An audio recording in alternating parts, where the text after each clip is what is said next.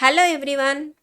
ఈరోజు క్లాస్లో మంచి అద్భుతమైన ప్యాటర్న్స్ యూస్ చేస్తూ స్పోకెన్ ఇంగ్లీష్లో ఆ సెంటెన్సెస్ని మనం ఎలా ఉపయోగించవచ్చు అనే విషయాలన్నీ కూడా నేర్చుకుందాము.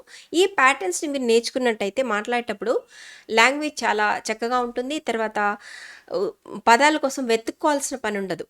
ఇమీడియట్గా మాట్లాడడం స్టార్ట్ చేయొచ్చు, యూజ్ చేయొచ్చు ఈ సెంటెన్సెస్ని. రైట్, నాకు ఊటీ వెళ్ళాలని అనిపిస్తుంది అని చెప్పాలనుకోండి. ఆ సెంటెన్స్ని మనం ఎలా చెప్తాము? I feel like going to Ooty అంటే ఫీల్ లైక్ అని చెప్తూ ఫీల్ లైక్ అనే ఒక ఫ్రేజ్ని తీసుకుని ఇక్కడ ఒక జెరండ్ ఫామ్ చెప్పాలి. Like I feel like going to Ooty, I feel like singing a song, I feel like cooking, I feel like eating, ఇలా అనమాట. Okay, right. నాకు ఏదైనా స్వీట్ తినాలనిపిస్తుంది. I feel like eating something sweet. నాకు ఎవరితోనైనా మాట్లాడాలని అనిపిస్తుంది. I feel like talking to someone. చూడండి, జెరండ్ ఫామ్ యూస్ చేసాము. ఫీల్ లైక్ అంటూ ఇక్కడ ఒక జెరండ్ ఫామ్ని యూస్ చేయాలి. అంటే ఇంగ్ ఫామ్తో ఉన్న ఒక నౌన్ ఫామ్ లేదా జెరండ్ అంటాం దీన్ని. పెట్టేసి మనం చెప్పేయచ్చు సెంటెన్స్ని. I feel like talking to someone. నాకు ఒక బ్రేక్ తీసుకోవాలని అనిపిస్తుంది. మీరు ట్రై చేయండి. I feel like taking a break. I feel like taking a break. ఇది పరిస్థితిపై ఆధారపడి ఉంటుంది. ఇది ఎలా చెప్తాం? ఇట్ డిపెండ్స్ అంటూ చెప్తాం అనమాట. ఈ ప్యాటర్న్ని తీసుకుంటాం. It depends on the situation. చూడండి, ఇట్ డిపెండ్స్ ఆన్ అనేది తీసుకుని మీరు ఇంకా ఏ ఫ్రేజ్నైనా ఇక్కడ యాడ్ చేసేసినట్టయితే మీనింగ్ వచ్చేస్తుంది. It depends on the situation. Situation అంటే పరిస్థితి.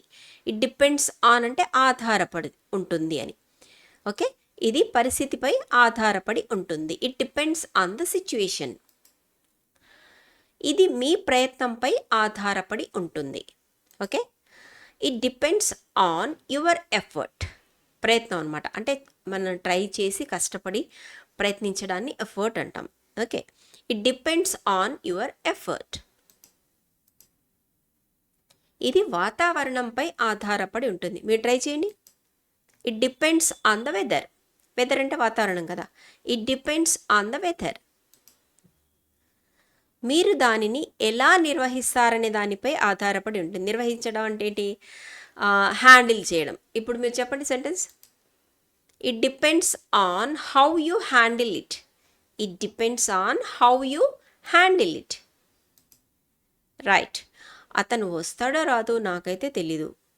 అతను వస్తాడో లేదో నాకైతే తెలీదు. ఐఎమ్ నాట్ ష్యూర్ అనే ఫ్రేజ్ని తీసుకుంటాం.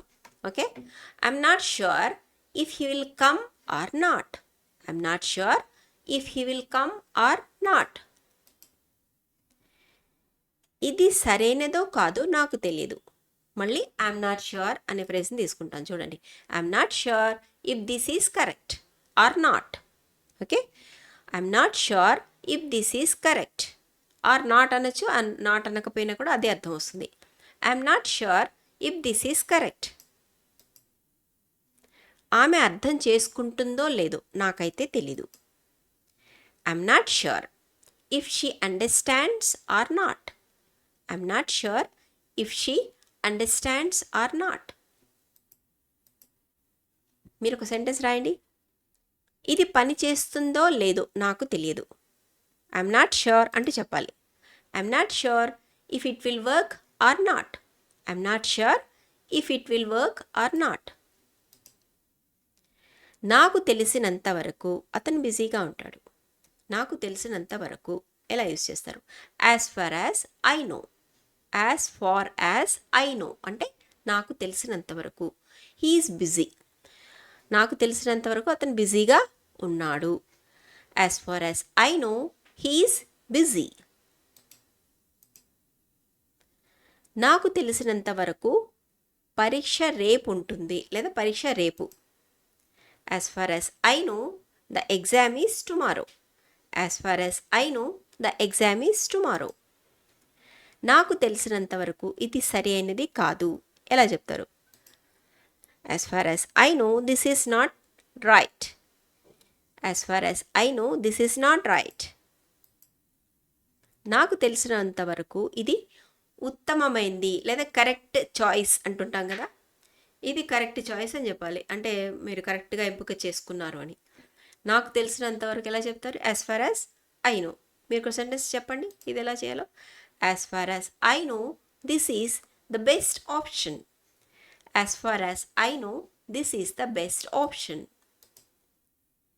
నేను ఆలస్యంగా నిద్ర లేచేవాడిని కానీ ఇప్పుడు ఉదయాన్నే నిద్ర లేస్తాను. అంటే అప్పుడెప్పుడో ఇది పాస్ట్ హ్యాబిట్. పాస్ట్ హ్యాబిట్ని ఎట్లా చెప్తాము? యూజ్డ్ టు అంటూ V1 ఫామ్ చెప్పాలి. ఓకే, ఇప్పుడుంది సింపుల్ V1 ఫామ్లో చెప్పాలి. ఓకే, సింపుల్ ప్రజెంట్ టెన్స్లో చెప్తాం ఇప్పుడున్న హ్యాబిట్ని. సెంటెన్స్ చూడండి. I use to wake up late. Used to ఇది వర్బ్ అవుతుంది, V1 ఫామ్ ఇది. Okay, I use to wake up అంటే పాత మన గతంలో ఉన్న హ్యాబిట్స్ గురించి చెప్తాం. మనం గతంలో ఉన్న అలవాట్లు ఇప్పుడు లేవు, వీటిని డిస్కంటిన్యూడ్ హ్యాబిట్స్ అంటాం. Okay, I use to wake up అంటే ఇప్పుడు లేస్తున్నానా? లేదు. I use to wake up late, అప్పుడు లేట్గా నిద్ర లేచేవాడిని కానీ ఇప్పుడు but now I wake up early, ఇప్పుడు నేను త్వరగా లేస్తున్నాను. I use to wake up late but now I wake up early. I use to wake up late but now I wake up early. ఈ ప్యాటర్న్ యూస్ చేసి మీరు ఇంకెన్ని సెంటెన్స్ అయినా ఫామ్ చేయొచ్చు. ఐ యూస్ టు అంటూ ఇక్కడ వేకప్ ఉంది కదా, ఈ ప్లేస్లో వేరే V1 ఫామ్ పెట్టేసి మీరు ఇది మార్చేయాలి, సెంటెన్స్ మార్చేస్తే ఎన్ని సెంటెన్స్ అయినా ఫామ్ చేయొచ్చు. Right, next. నేను టీవీ చాలా చూసేవాడిని కానీ ఇప్పుడు పుస్తకాలు చదువుతాను. సేమ్ అదే ప్యాటర్న్ యూస్ చేయండి. I use to. ఓకే, చూసేవాడిని అంటే use to watch V1 form. Okay, I use to watch TV a lot but now I read books.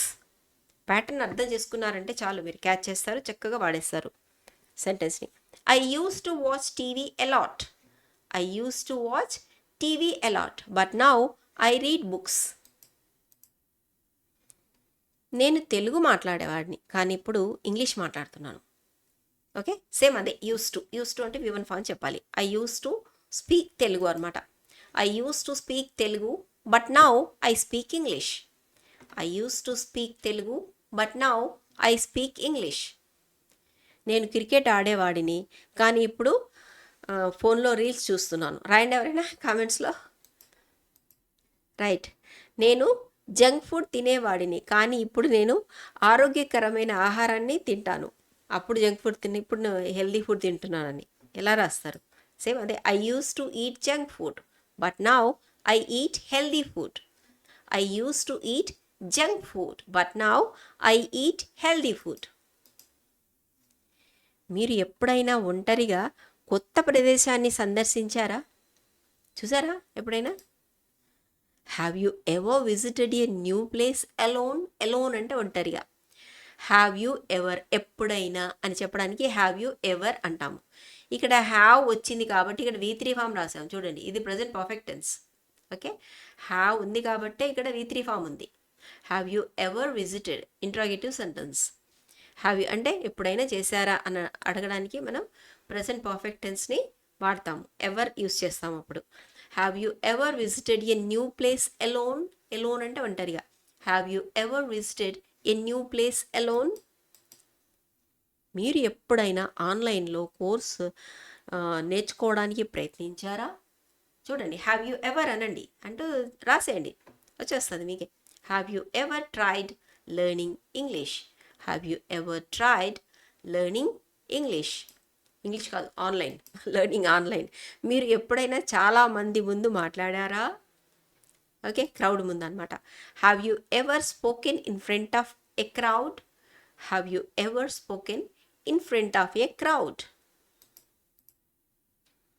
మీరు ఎప్పుడైనా అవసరమైన ఎవరికైనా అవసరమైన వ్యక్తిని అనమాట, అవసరమైన వ్యక్తికి ఎవరికైనా సహాయం చేశారా? ఎలా చెప్తారు? Have you ever helped someone in need? Have you ever helped V3 ఫామే చెప్పాలి. Have you ever helped someone? మీరు ఎవరికైనా హెల్ప్ చేశారా అనొచ్చు. ఇప్పుడు అవసరంలో ఉన్న వాళ్ళకి అని చెప్పకపోయినా someone in need. In need అంటే అవసరంలో ఉన్న వ్యక్తి అనమాట. Have you ever helped someone in need? సమస్య ఏంటంటే నాకు తగినంత సమయం లేదు అని చెప్తుంటాం కదా. ద ప్రాబ్లమ్ ఈజ్, సమస్య ఏంటంటే ద ప్రాబ్లమ్ ఈజ్, చూడండి ప్యాటర్న్, ద ప్రాబ్లమ్ ఈజ్ సమస్య ఏంటంటే the problem is we don't have enough time. The problem is we don't have enough time. అసలు ప్రాబ్లం ఏంటంటే మా దగ్గర తగినంత సమయం లేదు. The problem is we don't have enough time. సమస్య ఏంటంటే అతను వినడు. ట్రై చేయండి. ద ప్రాబ్లమ్ ఈజ్ ఏం చెప్తారు వినడంటే డజంట్ లిసన్. అతను కదా, హీ డజంట్, హీ కాబట్టి డజ్ అన్నాము.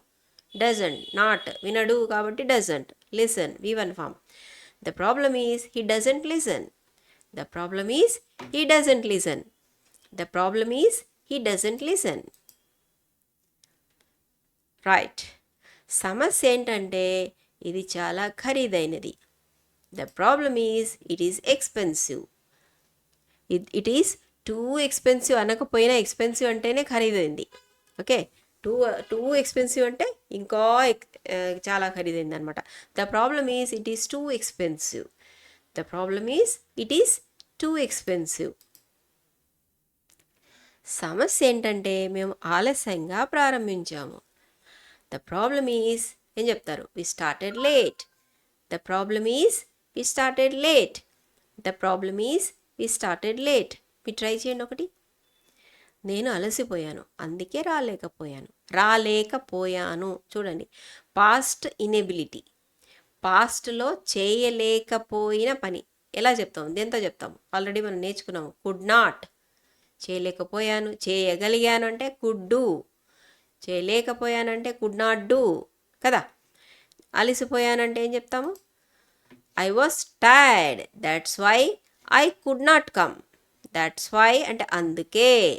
దట్స్ వై అందుకే. రాలేకపోయాను could not come. Past inability. Past కెపబిలిటీని కుడ్ డూ అంటాము. చేయలేకపోయానంటే could not do. Okay. I was tired నేను అలసిపోయాను. ఐ వాజ్ టైర్డ్ నేను అలసిపోయాను.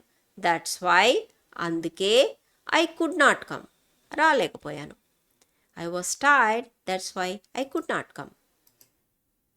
అతను బాగా చదవలేదు అందుకే ఫెయిల్ అయ్యాడు. ట్రై చేయండి మీరు. అతను బాగా చదవలేదు అందుకే ఫెయిల్ అయ్యాడు. బాగా చదవలేదు ఎలా చెప్తారు? ట్రై చేయండి first. He did not study well. చదవలేదు కదా, పాస్ట్ టెన్స్. పాస్ట్ టెన్స్లో డిడ్ అంటాము. చదవలేదు కాబట్టి నాట్ పెట్టాము. డిడ్ నాట్ తర్వాత V1 ఫామే చెప్పాలి. Okay. He did not study well. అతను బాగా చదవలేదు. దట్స్ వై అందుకే హీ ఫెయిల్ అయ్యాడు. He did not study well that's why he failed. He did not study well that's why he failed. వర్షం పడుతుంది అందుకే ఇంట్లో ఉన్నాం. పడుతోంది కదా, ఇప్పుడు పడుతుంది ఎలా చెప్తారు? It was raining that's why we stayed home. అప్పుడు వర్షం పడుతుంది అనాలి ఇక్కడ. ఓకే, తెలుగు సెంటెన్స్లో ఇప్పుడు వర్షం పడుతుందంటే ఇట్ ఈజ్ రైనింగ్ అంటాము. Present continuous tense. అప్పుడు వర్షం పడుతుంది కాబట్టి అప్పుడు ఇంట్లో ఉన్నాం. పాస్ట్ టెన్స్ రెండు కూడా. It was raining that's why we stayed home. ఇదే ప్రజెంట్ టెన్స్లో చెప్పాలనుకోండి ఎలా చెప్తారు? It is raining that's why we are staying at home, లేదా we stay at home or we will stay at home. It is raining we will stay at home అంటాం అప్పుడు present టెన్స్లో. అయితే పాస్ట్ కాబట్టి ఏమంటున్నాం? It was raining that's why we stayed at home. వర్షం పడుతుంది కాబట్టి అప్పుడు ఇంట్లో ఉండిపోయాం అని. చిన్న టెన్స్ యూజెస్ తెలుసుకుంటే చాలా ఎంత కష్టపడదు. ఓన్గా రాస్తారు సెంటెన్సెస్.